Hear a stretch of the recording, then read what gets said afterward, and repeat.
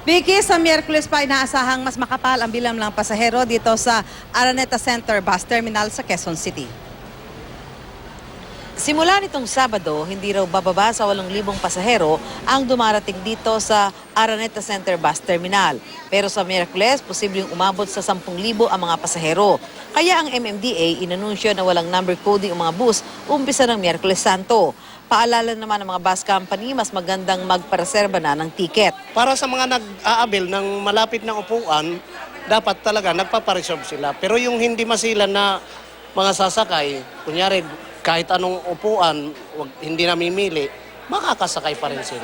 Punuan po ngayon kasi po 'di ba palapit na po yung Undas. Punuan po siya. Kasi po ma'am yung iba po nagpa-advance booking na kasi po para makakuha silang magandang upuan. Ang pasaherong si Clarissa Montoya nagpareserba ng tiket 1 linggo pa bago ang Holy Week.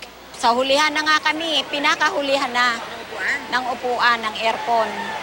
Ay wala kami magawa kasi gusto namin umuwi. Una, ayaw kami sakay kasi niya kumakain ng space yung bike. Kaso, inilit na sabi namin, tatanggalin na lang namin yung gulong para may sakay ng.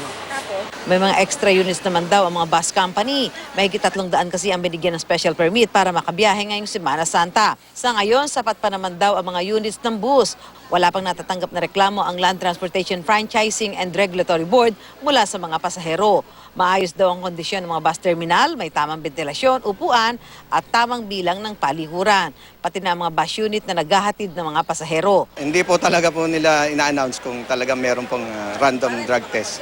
So far po, wala pa po mga nangyayaring insidente. Generally po, peaceful pa po dito sa atin. Sa ilang bus terminal sa EDSA patungo norte, normal pa sa ngayon ang operasyon. Pinakamatindi raw talaga ang dagsa ng mga pasahero tuwing Miyerkules Santo at Huwebes Santo kung saan ubos talaga ang mga tiket ng bus.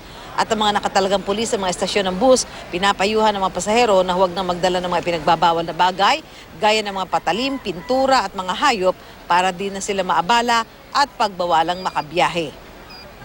Vicky, pagtiyak ng mga bus company, meron silang mga extra bus units para ihatid ang mga pasahero sa kanilang mga pupuntahang mga probinsya. Pero mas maganda pa rin na makapagpa-reserve na ng ticket para mas maging komportable ang kanilang paglalakbay. Vicky? Maraming salamat sa iyo, Susan Enriquez.